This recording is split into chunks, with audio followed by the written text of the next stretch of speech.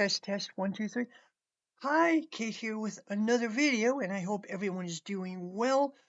If you enjoy my content, like and subscribe helps me build the channel. Briefly, going to emphasize I'm on Rumble. I'm on YouTube. Most people watch me on YouTube. On YouTube and Rumble. I'm going to start promoting the Rumble channel more often. I think it has better growth potential. I'm being strangled on YouTube. I know I am. The censorship on YouTube is out of control. You have to be careful what words. You can't use the word genocide. You have to be careful what words. It's like walking on eggs. And Rumble just feels so much freer. The format on Rumble is not as good, not as user friendly. I admit that, but I do think it has greater growth potential. So I'm going to be emphasizing the Rumble channel more often. I'm going to near future discontinue YouTube. For the next few months I'll upload videos on YouTube, but I'm going to more emphasize Rumble. And if you're on YouTube, see me on YouTube. See if you can check me out on Rumble. I'll provide the links. I'm Kate Fry. Katefrey, one word on Rumble. Check me out. Okay, this video is on independent media. What's good, what's not good, what I used to like, what I don't like. I think an important part of what the left or people in general have to do is develop independent media, break out of mainstream narratives.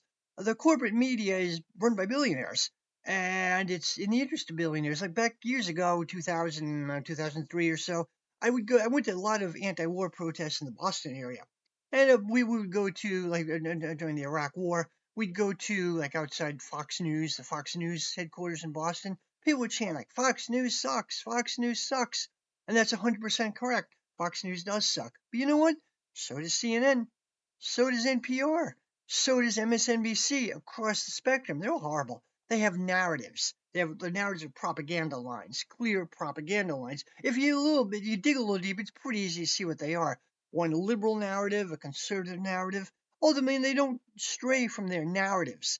I like independent media because U.S. media, mainstream media, is not anti-imperialist. They fundamentally agree on U.S. foreign policy. Nobody really is outside the box. A very narrow box they're in on both sides, liberal and right wing, very narrow box. And I think it's generally pro-war. American people are not allowed to learn what's really happening in parts of the world, large parts of the world, Russia, Ukraine, Israel, Palestine. We don't get the full story. We just get like one narrative. So I think it's very important to build independent media, which is what I'm kind of trying to do. So that's what this video is going to be on, independent media. Okay, before I go on, a big thing in the U.S. the last few days was the murder of Charlie Kirk. Charlie Kirk was a right-wing influencer, debater. His organization was Turning Point USA. He's a figure on the right. I didn't follow him closely. I've never really watched him. I knew who he was. He was a right conservative a youth leader. He had something like 2,300 chapters in high schools and colleges around the country. Very right wing conservative politics, anti LGBT. He used violent rhetoric. He mocked killing immigrants, innocent immigrants were shot. He would use sort of violent rhetoric, common in parts of the right. He was a vile figure. I really don't like the guy. But there's nobody believes the official story what happened. Max Blumenthal and many other people are strongly suggesting that Israel had a part of it. Now, he was a Zionist. In fact, his organization pulled in something like $400 million a year. He was a very wealthy guy, himself very wealthy. He's supported by billionaires. These things are not organic, supported by billionaires, but he was very pro-Zionist, but he was beginning to, and which is, he was beginning to shift. The American conservative movement is a bulwark of support for Israel right now, and it's huge. And there are beginning to be some cracks in it, which is fascinating to watch. So with Charlie Kirk, he was having second doubts at the Turning Point convention. I think it was in July. I don't remember, but Tucker Carlson and Megyn Kelly were there, figures on the right wing who are becoming anti-Zionist. And Tucker Carlson was talking about the genocide in Gaza, and they're talking about Bill Ackman. It was a Zionist billionaire. He got the president of Harvard fired. He complained about Bill Ackman as call him a sleazy figure and questioned where he made his money. And there were wild cheers from there. This is the young conservative movement. Wild cheers from the audience. This set off alarm bells among the Zionist movement. A little while later, he had a debate. Kirk had a debate with Ben Shapiro, who's an art Zionist, and he was a little bit heated. And Zionists were beginning to put a lot of pressure on Charlie Kirk, and evidence he was beginning to shift, to change, to maybe break from Zionism. A lot of things we don't know, but and then he was then strong evidence that Israel may have had something to do with his murder. Now, Twitter has just been going insane about this. Many people have on the right, and some liberals too, have the crafted narratives. Like people on the right are saying, "We need to crack down on the left. We need to," and there are groups which are websites which are doxing people apparently who have posted stuff celebrating Charlie Kirk's death. The accounts like supposedly several hundred people have been fired. Several school teachers have been fired. And then people supposedly some liberals are cheering it on. Many people on the left are correctly saying, why is this concern about Charlie Kirk when there are like 260 Palestinian journalists who've been killed? And that's 100% correct. That's absolutely right. But we have to think a little dialectically. There are big tectonic shifts going on in U.S. politics right below the surface there. So I think it could be sort of Max Blumenthal, Jeremy Lafredo, Kim Iverson. Many figures in indie media are starting to question what's really going on. We don't 100 absolute. There's no absolute proof Israel was behind it, like the Mossad took them out. But there's tons of circumstantial evidence, tons of it. And I think this is worth thinking about. And also, they're using it. Individual terrorists. I don't like Charlie Kirk. He was a vile figure. But individual terrorism doesn't accomplish anything. I'm not going to cheer on his murder either. Individual terrorism doesn't accomplish anything, just provides excuse for state crackdowns, which is what's happening. Okay, got that out of the way, and I may make a future video about Charlie Kirk, although there are tons of people who are talking about this. No one on Twitter believes the mainstream story about Tyler Robinson. Nobody believes so many odd things going on. Nobody believes the mainstream story. Okay, no, I may make a future video on this. I don't really know. Okay, but anyway, I want to talk about independent media. I'll talk about figures I like, don't like, blah, blah. Okay, so one of my favorites is Caitlin Johnstone, Australian writer, a commentator in U.S. politics. She works with her husband, Tim Foley, an American who moved to Australia. They got married, or they're living together. She started writing about U.S. politics in 2017. She's really good. I totally agree with most of what she says. She's really strongly anti-imperialist, calls out the absurdities of U.S. imperialism in U.S. politics. She's really good. She's not a Marxist, or maybe moving in that direction. I remember a couple months ago, she asked for some on a page. She asked for on Twitter. She asked for some recommendations of good communist literature to read. She actually said this. She's kind of more of a spiritual, sort of rooted in psychedelic drugs, some spiritual awakening. But she's good at what she does. Now every time I post something, article by Caitlin Johnstone on social media, people would say, "Well, great article, really great, but she's really a Nazi. She's really red brown." This is nonsense. I made a video about this earlier on in this channel a couple years ago. I made a video defending her. Basically, what happened is the whole Caitlin Johnstone is not a Nazi, a secret Nazi, or red brown, or this is nonsense. Basically, what happened is she started writing about U.S. politics in 2017. And this guy, Mike Cernovich, who's a right-wing Chicago alt-right podcaster, kind of a vile figure. I don't like the guy. He became famous in the Gamergate scandal. I think it was 2017 or so. He was slamming women who were involved in the gaming world. I didn't follow it that closely, but anyway, Cernovich shared one of Caitlin's tweets on Twitter. They had no interaction. They had nothing to do, but Cernovich shared one of Caitlin Johnstone's tweets.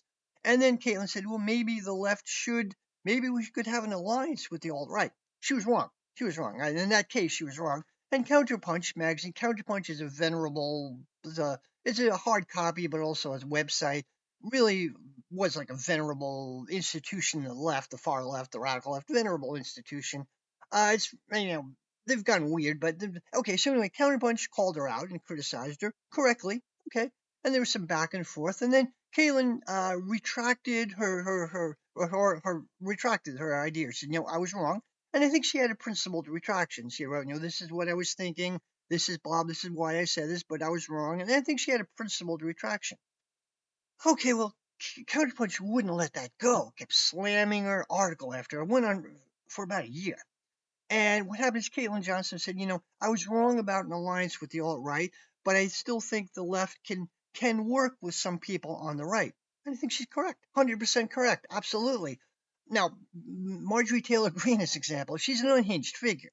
She's completely unhinged. She came off like Chinese communists who were invading from Canada. She's a congressperson from Georgia, I believe, and she has a completely unhinged figure, far right wing. And she started out as a Zionist herself, but she's now hardly the biggest anti-Zionist, almost anti-war figure in Congress. She's better than Bernie or AOC, as strange, as bizarre as it may seem. Now, I don't like her. I don't trust her. I'd be careful around her, but I wouldn't dismiss it either. I could, or not. I'm not even interested in her. I'm interested in her base. Dialectical thinking. She's reacting to her base, and probably bunch of rural Georgia people are anti-war, anti-interventionist. I would kind of possibly have an alliance with her. A principal leftist should go on Tucker Carlson. Absolutely. No, it's not ultimately. Yeah, he has a vast audience. I remember everyone was canceling Glenn Greenwald because he was on Tucker Carlson a couple of times. And Tucker Carlson is vile. I don't like Tucker. He's vile, says the immigrants. Absolutely. But he has a vast audience. And to his credit, he's had leftists on, from Deidre Griswold from Workers' World Party and Max Blumenthal, a variety of figures on the left to his credit. And liberals will, and the rest of the conservative world will never do this. Okay. So, anyway, so Counterpunch kept on slamming her and slamming her and slamming her, and they wouldn't allow her a chance to answer. Finally, someone did have a pro Caitlin Johnstone or two articles in Counterpunch, but they kind of defended her, but it was such heavily academic language and convoluted. No one's going to read the article. Okay. So anyway, what was behind this? Counterpunch was covering their butt. Alexander Cockburn was a longtime leftist journalist. He was editor of the Village Vanguard. He was from an Anglo-Irish background. His father was Claude Cockburn, famous journalist in the 30s. Anyway, Alexander Cockburn, a long figure on the left in the 60s, an interesting guy, good writer, really good writer. Last few years of his life, he went off the deep end. He wanted to have an alliance with the Michigan militia, right-wing fascist Michigan militia. And the whole Counterpunch went pretty far to the right. So I'm serious. They were big. They had Ron Paul supporters on. They had Paul Craig Roberts, who's kind of a right-wing figure. They had a symbiotic relationship with the Unz Review, which is pretty anti-Semitic. So uh, Alexander Cockburn died. They drifted for a few years. Jeffrey St. Clair became the editor. Trump got in. There was Charlottesville, the murder of Heather Heyer, and right populism was no longer a good look. So Counterpunch had to pivot, had to rapidly pivot, and they launched this attack on Caitlin Johnstone to prove that they were, to distance themselves from their red-brown past. That's what's going on. A few months ago, the reason why I mentioned this, a few months ago, I had a debate with this person on Facebook. I don't see this too much anymore, but this person was really anti. Caitlin Johnstone is right wing, and it's completely unacceptable. I mentioned the fact that Alexander Cockburn himself wanted an alliance with the Michigan militia, and this person was silent, didn't have any answer to that, just blocked me, didn't have any answer to that. Also another big reason why there's a big attack on Caitlin Johnstone is because she's anti-imperialist. Um, there was a big trope going around from like 2014 to 2020. I don't see it too much now, but anyone who's anti-imperialist was somehow red-brown, like a Strasserite, like the left wing of the Nazi Party, Gregor Strasser. It's a weird narrative. It was pushed.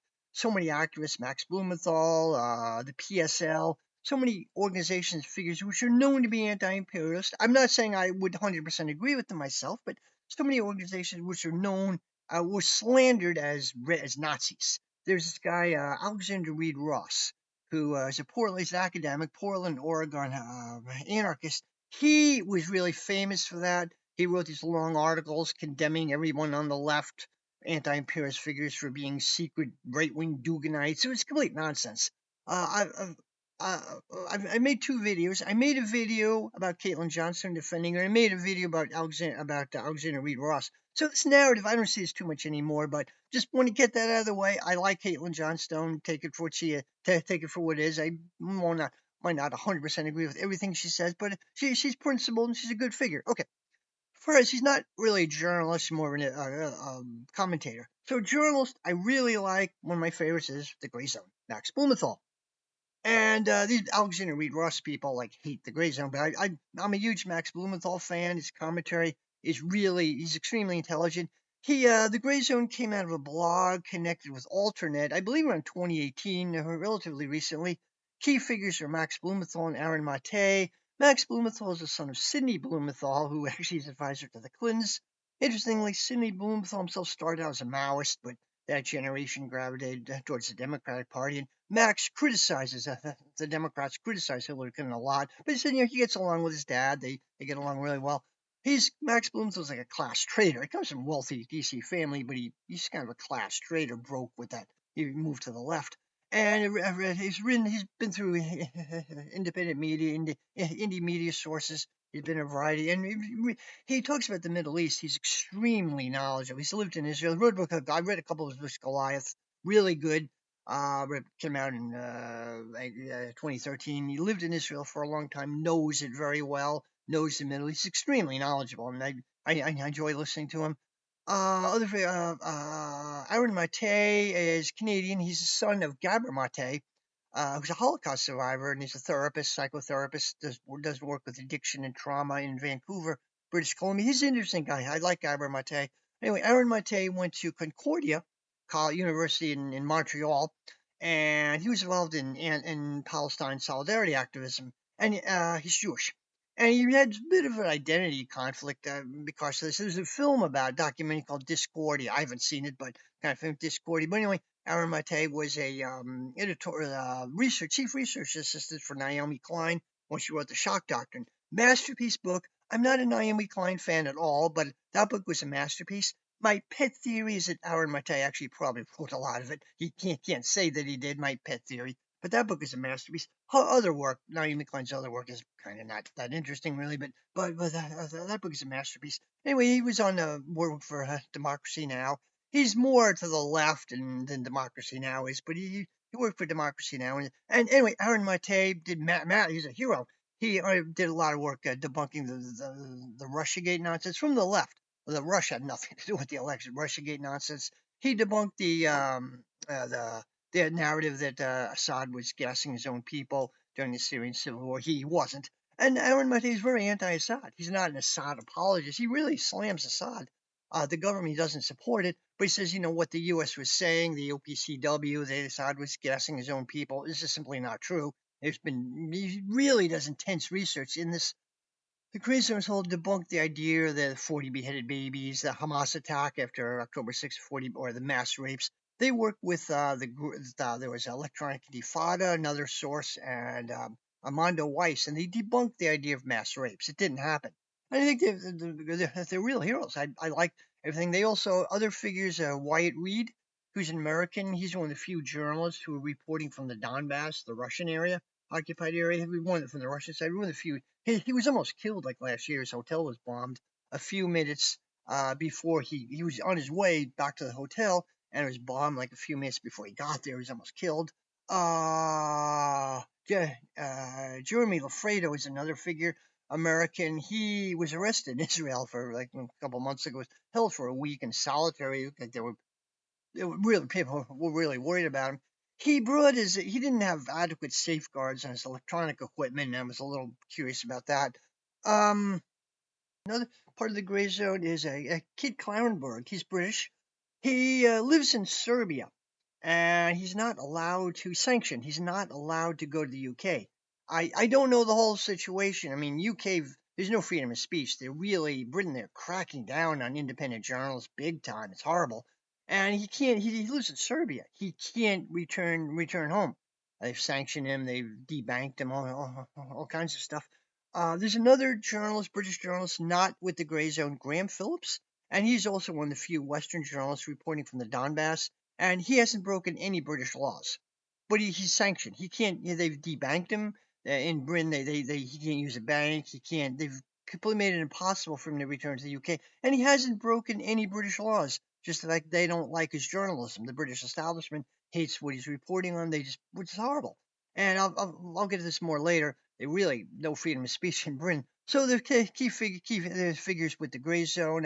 There's Anya Parenpal, Max Blumenthal's wife. She wrote a book about Venezuela, the coup attempts under the first Trump administration against Venezuela. It was a really, really good book. I did a review on it.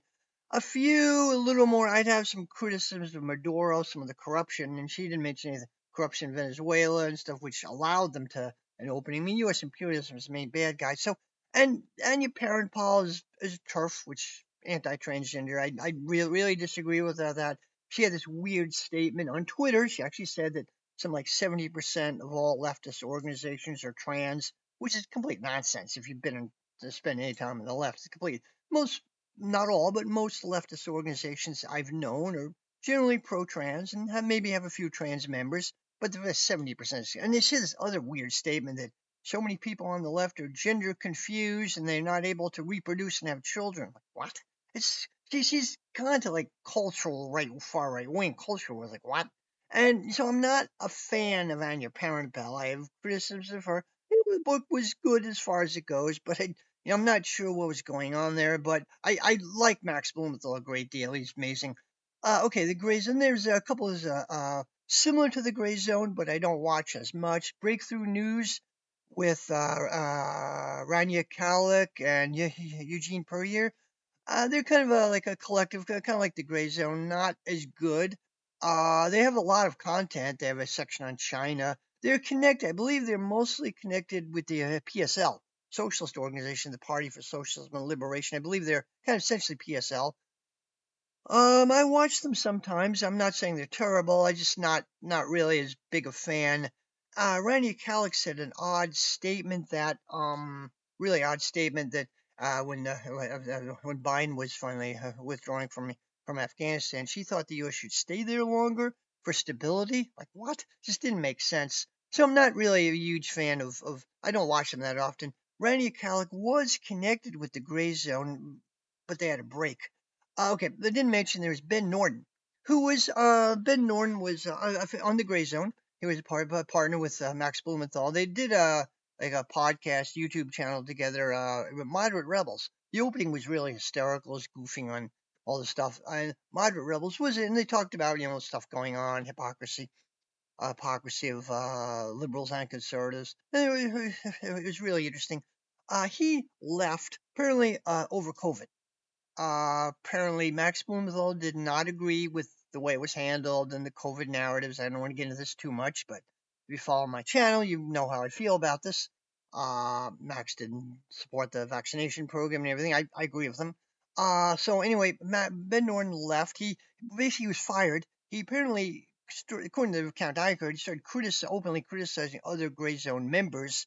When you're in an organization, you don't do it. He was fired for doing this, and he could have left on good terms. And apparently, he stole their website. He worked on the Moderate Rebels website, and he changed the passwords and locked everyone else out and stole it. And it had a revenue stream like something like $23,000 a month, which is not bad for that type of not huge, but that type of YouTube channel. Had a revenue stream, and essentially stole it, renamed it, and made his own. I think it's now geopolitical economy report. And so I'm not a big. In fact, there's a video. Max Blumenthal and Anya confronted Ben Norton on a tour bus in Nicaragua about this. They confronted him on this tour bus, and Max came out. And Ben Norton was there with his Nicaraguan wife, I think his brother and his brother's wife. It was a tour bus for sympathizers of the Sandinistas. So Max came up to confronted Max. Max confronted Ben Norton. Said, I want my viewers to understand what's going on. You stole the website. What kind of a Marxist are you to steal things? What kind of a man are you who steals things? And Ben Norton had no real defense. Just kept saying "fuck off, fuck off." He had no real defense to it. That was epic. So I do take Max's side on this. And Randy Kallick was apparently part of that too when the break with Ben Norton or Randy Kallick left. So anyway, there's also Abby Martin. I don't watch her as much either. She might have some really good content. I'm not a huge fan. I mean, it's not bad. I forget she worked with her husband. I think she's PSL as well. I'm not positive. I don't really watch. I forget the Net Breakthrough News. I forget the name of her site, but it's kind of similar. I'm not saying she's bad, but I just haven't been watching her really. Okay, so there are several other shows like it. There are interview shows, several interview shows.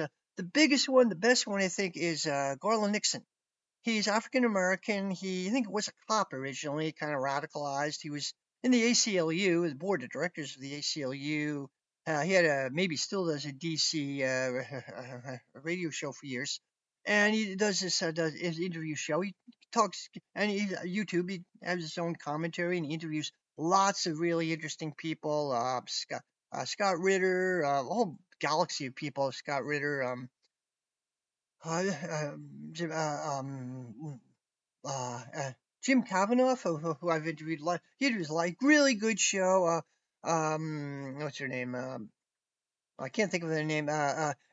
Jody Bra, who's a daughter of Harbor Bra with the group of the Communist Party of Great Britain, which I'm not a huge fan of, but she has some insight. He interviews a whole bunch of activists and thinkers. It's an interesting show. Really, Garland Nixon is really good. His own commentary is pretty worthwhile as well. I enjoy listening. He studied Zen. He studied martial arts. He has all these experiences from his life, and he talks about Paul Robeson. He's a really, really interesting guy.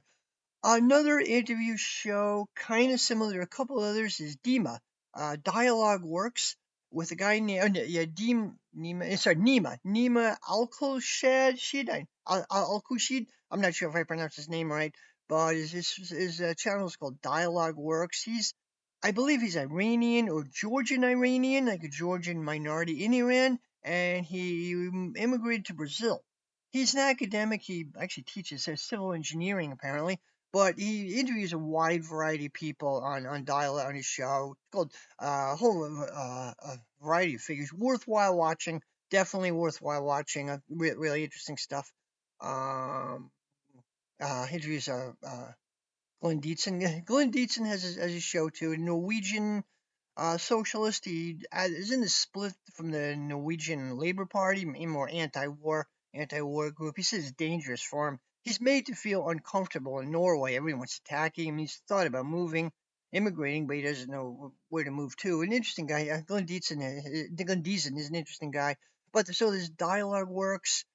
There's Jamal Thomas, another guy, African American. He has a variety of people. Really interesting show, worth watching. Oh, there's another show, not an interview show, but Colonial Outcast, a guy, Greg Stoker, who was a former U.S. Marine. He radicalized. He was in the Gulf War. I think he was in Special Forces. He radicalized, and he's very strongly anti-imperialist. He's on the left. Became famous on TikTok, analyzing the military situation in Israel, Palestine, the Hamas, and the IOF, and he makes fun of them. He has a really folksy, funny style. I learned a lot about watching his channel. He works with another guy, I can't think of his name, a YouTube site called Colonial Outcast, which is really interesting, which is really worth watching. I originally thought it was a little academic left stuff, but it's worth watching. They talk about how to approach people on the right, how to approach the liberals, how to talk to people. And they interview this.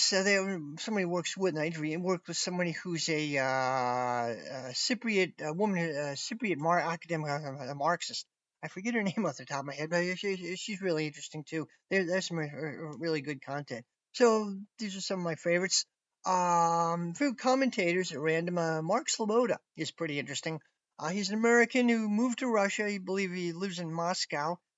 He was in the Navy and he somewhat radicalized. He married a Ukrainian woman. He's very pro-Russian. Lives in Moscow. I think he worked in like a financial advisor or something like that in the financial sector. But now he's famous as a commentator. And he has it's called the Real YouTube channel, the Real Politic. But he's interviewed by just about everybody, and he's extremely knowledgeable of what's happened, military situation in Ukraine, the political situation. He's extremely knowledgeable. It's worth Mark Sloboda is a good resource.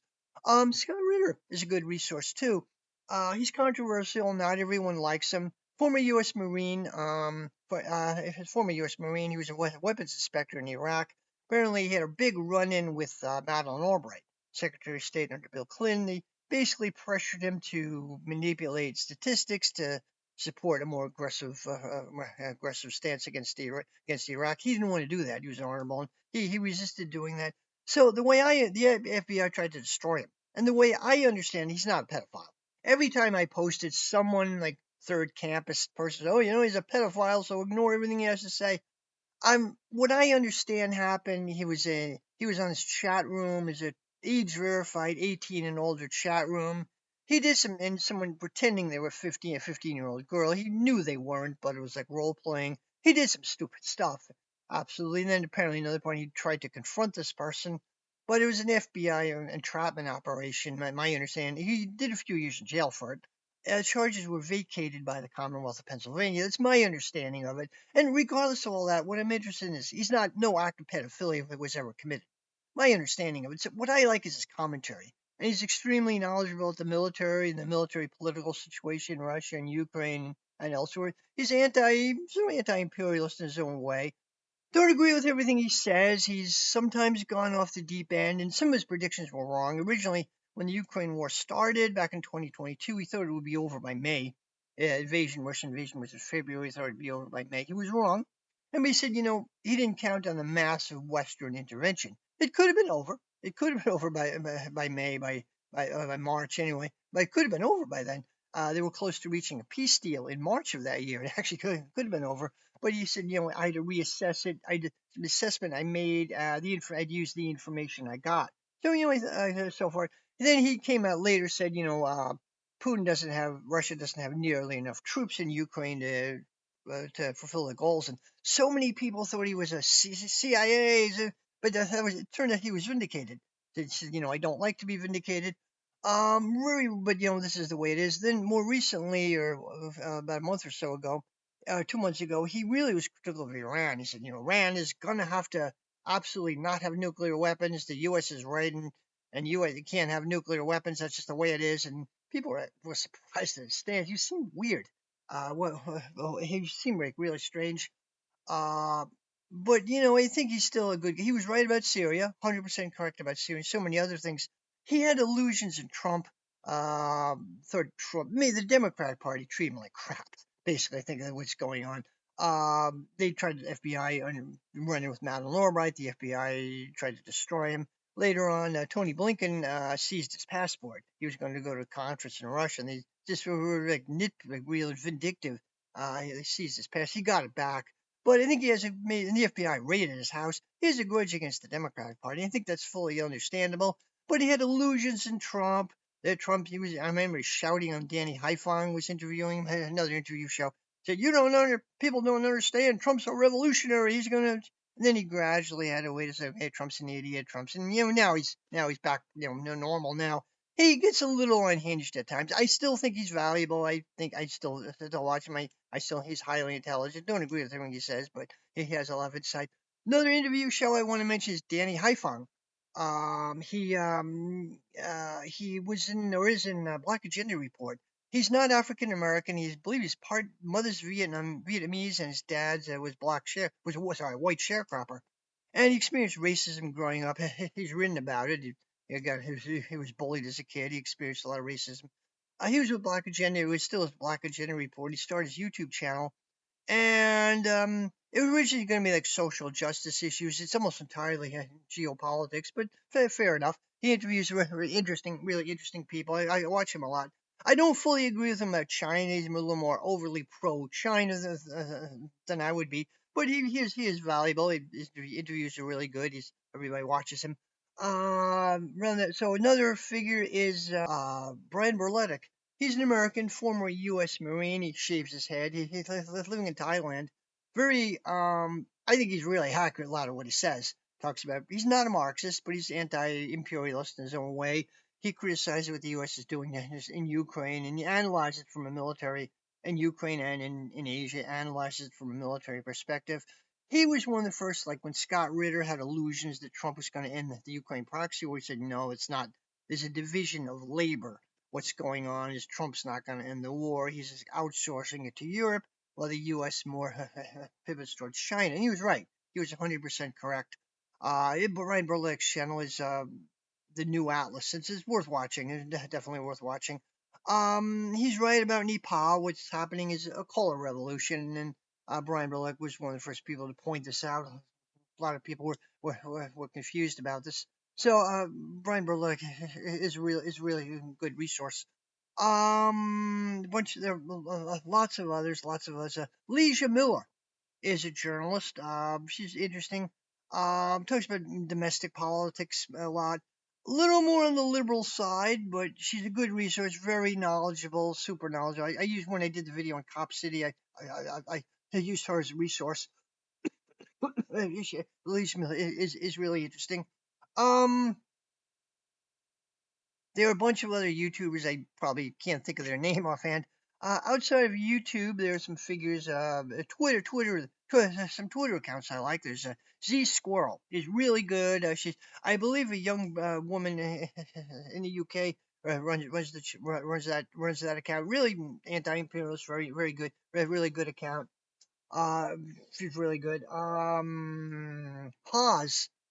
He's a Iranian British guy, anti-imperialist, very anti-Zionist. He's very interesting. I should mention Leith Maroof. Very good. He's a uh, Canadian Syrian Palestinian journalist. He was an activist in Canada. He immigrated as a student to Canada, and he moved to Canada. He's a Canadian citizen.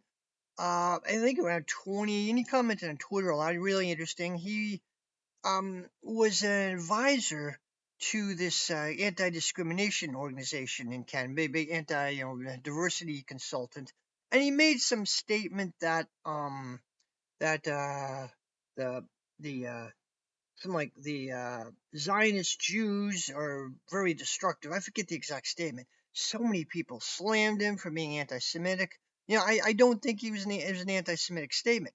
I forget the exact statement. I should know the statement here, but he made some statements. So many people attacked him. They forced him out. He was an advisor, a consultant, this anti-discrimination group, which was sponsored by the Canadian government. And they called like Leith Maroof Gate. Big scandal over it. I don't think he did anything wrong, but the Zionists really hated him at this point. They really hate him. So anyway, he dropped out of sight for a while. He reemerged. He's living in Beirut, and he is a journalist. He reports on Lebanon and a lot of what's going on. It's called Palestine. I believe it's called Palestine TV. Palestine TV is the name. Yeah, Palestine TV's channel, and really good. So he works with a bunch of other people. He had an interview with about the Social Nationalist Party in Syria. It's really interesting content. I enjoy watching it. Bird's eye view of what's going on there. Another figure YouTuber is Dimitri Laskaus. He's Greek Canadian. He's a friend of Laith Maroof. They've worked together and they were friends and comrades and talk about that. He's Greek Canadian. I believe he's based in Cyprus and he's similar stuff to Laith Maroof commentary. I'm mostly on the Middle East. It's a valuable resource. Okay, back to Twitter. I mentioned Z Squirrel account. There's Tehran Tadiq. Tadiq, he's a Irish comedian, and he's on very pro-Palestinian. He's very big, really funny stuff. Really funny stuff, and points it out. He's on the current Sumud flotilla, Gaza flotilla. He's on there. Oh, it's really interesting. Greg Stoker's on that flotilla too, and it's really interesting. There are some other figures who I think of right now. There's a Blakely, who's a New York City based performance artist. Where she makes fun of Zionists. She's really funny. Maybe a little too close to the Democratic Party in some ways, or politically a little confused, but very anti-Zionist. She makes fun of all these Zionist figures like Barry Weiss. She's so much historical content, really funny, worth watching. A variety of figures. Your favorite guy, a young college student. I don't know where he's from. I don't. His name is Guy something. I don't know his last name, but he has some really excellent content. Talks about Zionism and Zionist control and horrible things which happening, and talks about the genocide. Hey, he's a good content creator, worth following. Your favorite guy. It's called. He's been attacked by viciously attacked by Zionists. Anybody prominent like that is so. A few other. I want to mention the Convo Couch YouTube channel. They changed their name to something. I think it's called Truth Out. I forget the name of their channel, but it's the Convo Couch. Two figures: Fiorella Isabel, who's a Peruvian American. She was an announcer in California, and Pastor Craig Jardula. Pastor Jardula. And he's an interesting guy. They have some good content. They had a few other people, but out of those two, and they have good content. I haven't watched them recently. Pasta Jordula. They went to Latin America. I follow elections in Latin America, and they're things like on the left. Um, Fiorella moved to Moscow about 2 years ago. She had a show on RT. RT. She quit, and she's critical of the Russian government. By the way, very not helping out more in Gaza. She is very critical. She apparently married a Russian guy. Craig. I like Craig better. More insight. He's kind of a left libertarian in some ways. An interesting guy. He was taking off as a journalist a year ago. Really great stuff. He kind of dropped out of sight for a while. He had some health issues, and his mom taking care of his elderly mom who's sick. Interesting guy. I like him. He kind of dropped out of sight a bit.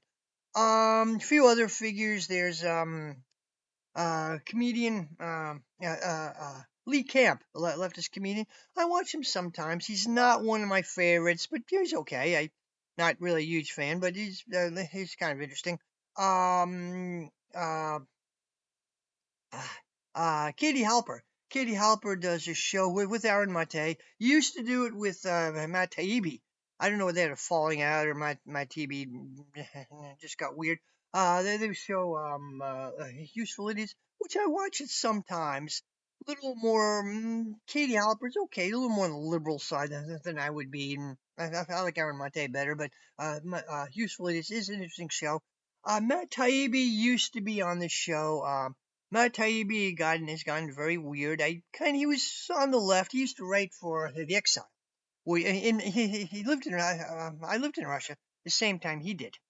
And he used to write this English language magazine. You can pick it up at hotels or stores, lots of places. And it was like a Hunter Thompson type, edgy type. Kind of fun to read. Kind of misogynist, really. Make the misogynist. All I was kind of macho, but sort of a Hunter Thompson type thing. It was kind of fun to read. He moved back to with Mark Ames. Mark Ames is an interesting journalist. He's worth following. He's better than Matt Taibbi. So he moved to the U.S. and he was a figure on the left, kind of more, I don't know, not, he was kind of more moderate. He came of his writing was more aggressive than his speaking.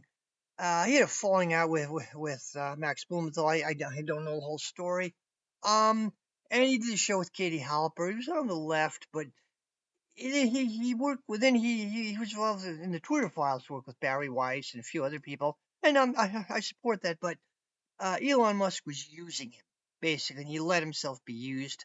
And I agree that I would oppose the censorship on Twitter totally in a way, but in a way, I supported Elon Musk insofar as minimizing censorship. I'm not a liberal. Liberals were cheering on this content moderation. I agree, but Elon Musk was using Matt Taibbi to let himself be used, and then the Democrats were scolding. Liberals started hating him. Democrats were scolding him in Congress, like they officially kicked him out of the Democratic Party or something like that.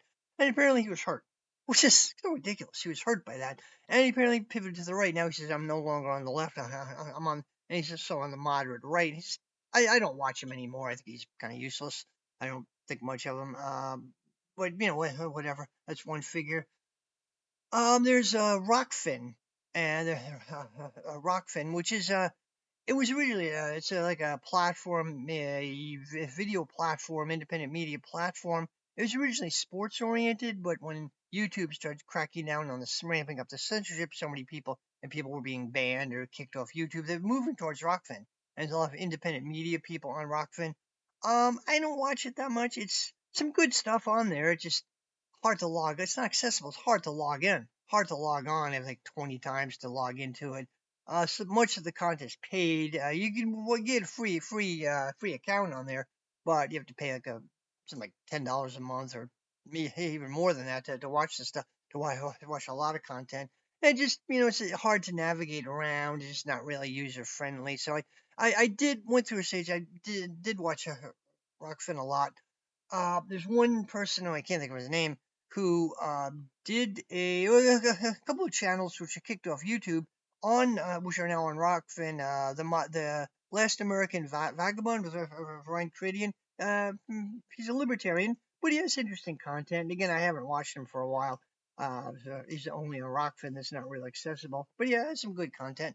There's a figure. who did a show with Pastor George. So on Rockfin, AM Wake Up with Steve Poikin. I interviewed him a couple years ago about Julian Assange. I like Steve Poikin, really interesting.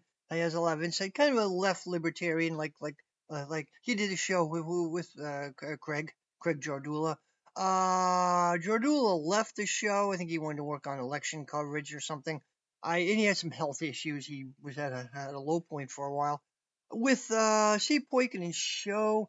He seemed to move to the right. He interviewed a lot of super anti-communist libertarian figures. I kind of stopped watching, and I might go back to it, but again, Rockfin is not that accessible. He's probably on Rumble. I might check him out there. But there is some interesting content on Rockfin. They're just hard to log on to it. So Steve Poikonen is what was interesting. AM Wake Up, which is kind of for a while they were really hot. They were really good. In closing, I guess I should mention Jimmy Dore. And I started watching him first indie media figure. I started watching around like 2017, 2018 or so. A friend of mine got me into him. I had some doubts, but I got into it. I generally like him. Haven't watched him a lot recently. He's a political comedian. A lot of people on the left don't like him. I made some videos about him a while ago. A lot of people don't like him. He's seen as a populist, and he makes some people on the left nervous. Where he's leading people to. He's not. His job is not to recruit people for a socialist organization. He criticizes the Democratic Party from the left. He was one of the first people to call out AOC, what a phony fraud AOC is, what a fraud Bernie Sanders is. He really called them out very aggressively. He is working class oriented. Worked with Chris Smalls, the Amazon organizer. He's had labor organizers on. He was widely criticized for having a Boogaloo Boy on.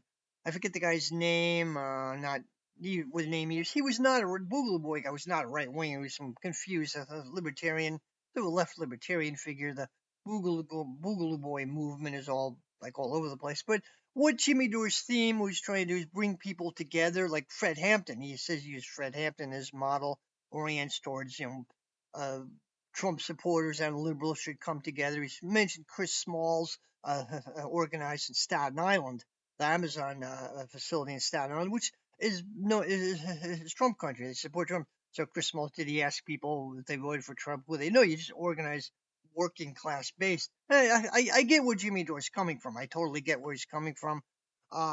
He was widely slammed for the Boogaloo Boy incident. I support him. I don't think it was a major thing, but it put a big target on his back. Not so much anymore. You don't see this anymore.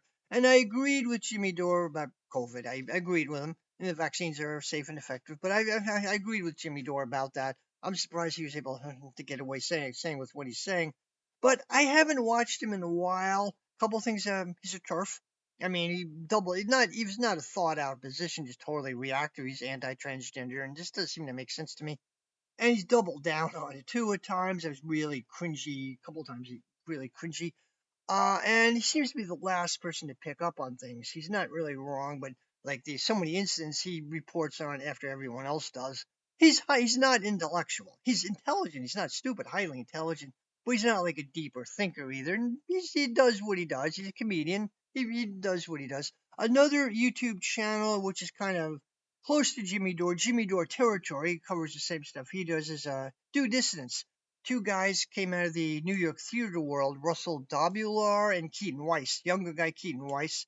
Russell lives in the New York area. I think Keaton Weiss is in the Albany, New York area. Drives a taxi or Uber part time. A lot of YouTubers can't support themselves, but I don't disagree with a due distance. I don't disagree with what they say. They can criticize the Democratic Party from the left and call out all these stuff. And I generally, broadly speaking, agree with them. They're also turfs, but again, they don't have a deeper analysis. They're worth watching. They don't have a deeper analysis. I remember said he supported. I remember. I remember during the election, Russell initially said he supported Ron DeSantis in Florida. It's a free speech issue, and free speech is an existential issue for me. He quickly backtracked from it, but what? They're not Marxists. They don't have a deeper understanding, and they're okay with what they do on a surface level. Same thing with Katie Halper. somebody, they have a surface level. I don't disagree with what they're saying, but they don't have more deeper insight, which I think is what we need in a lot of ways. So they're kind of they're very close to Jimmy Dore. They often host the Jimmy Dore show, and there's several other figures like that. Craig Jardula was on hosted the Jimmy Dore show. He was really good. Figure I don't like is Jackson Hinkle. I made an earlier video about him. I don't understand the cult following around him or the following around him. He does have some following, big following. He's supposed to be Mr. Multipolar, and he's like Che Guevara in a Brooks Brothers suit. He's very culturally far right wing. He's just kind of a hard, vile figure, and I don't get the following around him. But he posts some interesting stuff on Twitter. I haven't watched any of his videos in a long time. Anyway, that about covers it. I'm sure I'll mention Kim Iverson is good. There are a whole bunch of other people who I'm sure are good. I'm kind of skipping on them right now. The big ones are the gray zone. Big ones are the gray zone. People in their orbit. Anyway, my little part Chihuahua, Micah, wants to go out for his walk now, and I got it. Anyway, if you enjoy my content, like and subscribe, and check out my Rumble channel. I will provide a link. I'm migrating more to Rumble. Thank you very much, and have a wonderful day.